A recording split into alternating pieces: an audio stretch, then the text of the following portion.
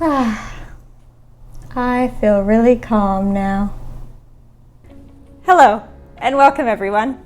My name is Rachel. And my name is Shelley. We help teach the Kids and Teens in Control program through the BC Schizophrenia Society.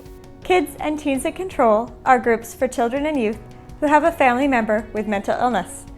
Mental illnesses like schizophrenia, bipolar disorder, major depression, anxiety, and more.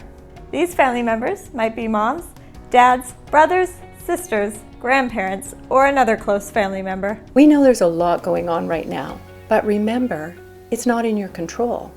You didn't cause it, you can't change it, but you can learn to care for yourself.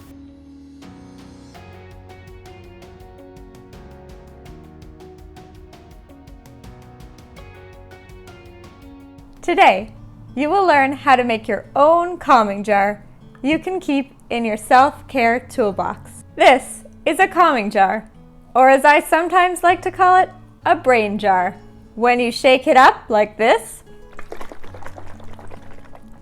all the sparkles go everywhere. But if you put it down somewhere still and wait, all the sparkles slowly sink to the bottom of the jar. So why do I call it a brain jar? Well, you can imagine this jar is your brain. Sometimes our brains feel like this. This happens when we have a lot of big feelings that bubble up in our brains. These big feelings can take over, just like the glitter has taken over the inside of this jar. When your feelings take over like this, it's very hard to think clearly.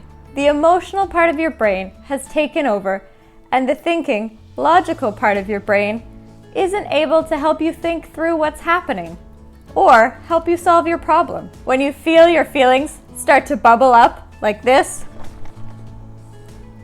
that can be a good time to take a break and take some time to calm your brain so you can take back control of your feelings. Then your brain can feel more clear again, like this. You can use this calming jar to help you remember what's happening in your brain and what you can do about it. I'm going to show you how. First, here's how to make your own calming jar. To make a calming jar, you will need a small plastic or glass jar, like a mason jar, or an empty water bottle. Any small jar will work. You'll need warm water, not hot water, clear glue, or glitter glue. Glitter. If you use different sizes of glitter, it will look really cool in your jar. Food coloring. Something to stir with, like a spoon, or a chopstick works really well for stirring inside your jar. You might also need a funnel to help you fill your jar without spilling. And maybe some tape, or a hot glue gun to help you seal your jar when it's all finished. Now you're ready to make a calming jar. First step is to get your jar and fill it about 1/3 of the way with water. Use warm water so the glue will melt, but be careful not to use hot water, especially if you have a plastic jar, because then your jar will melt. Okay, now you've got your jar filled 1/3 with water. The next step is to add your glue. You can use glitter glue. You could also use some clear glue. Use a funnel if you need to help fill your jar without spilling the glue. All right, let the glue fill your jar. You'll probably want to use a tablecloth to make sure you don't spill anything on the table you're working on. Next, stir the glue into the water. I find using a chopstick works really well. Now, you're going to add your food coloring. Just add 1 or 2 drops of food coloring. If you add too much, you won't be able to see the glitter. Oops, that's going to be a bit too much. I'm going to pour a little bit out and add some more water. Okay, I'm going to add a little more water here. Okay, and the next step is to add your glitter. You'll probably want to use your funnel again. I'm going to add some large glitter and a little bit of smaller glitter. If you add lots of different types of glitter, it's going to look really cool in your jar. I'm going to add a little bit of this small glitter as well. And give it another stir. And then top it up with water. Be sure to leave a little bit of space at the top so the water can move around. Okay, next put the lid on your jar and test it out. If the glitter sinks to the bottom too quickly, then you need a little bit more glue. I'm going to add a little bit more glue to mine.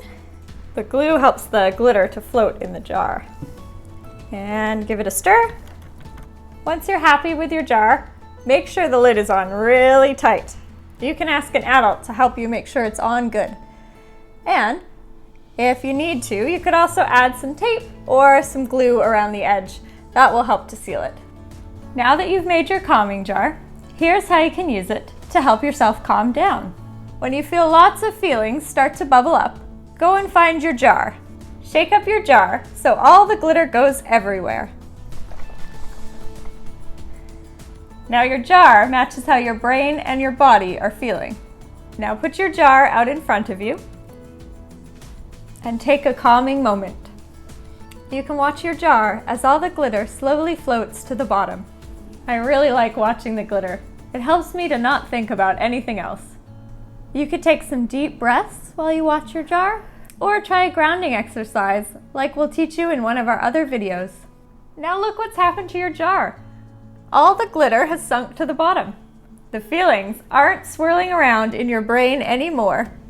Notice what has happened to your own brain and body. Has it settled like the glitter in the jar? If you need more time to calm down, you can try it again. Keep your jar somewhere safe so it's there when you need it. If you made a toolbox in one of our other videos, you could keep it in your toolbox. You could also put it on the side of a table or your desk while you're doing schoolwork. Then it's there if you feel frustrated. And remember, you didn't cause this, you can't change it, but you can take care of yourself. And this calming jar is one way to help you remember how to do this. Until next time, take care.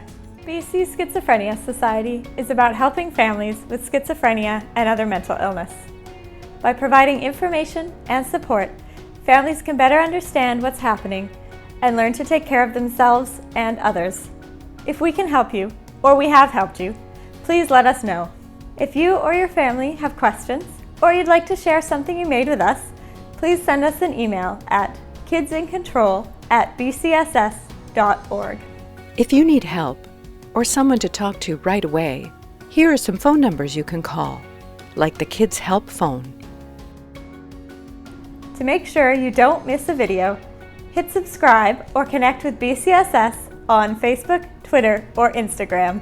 Be sure to check with a parent or other adult before you connect. We hope you'll join us next week for a new video.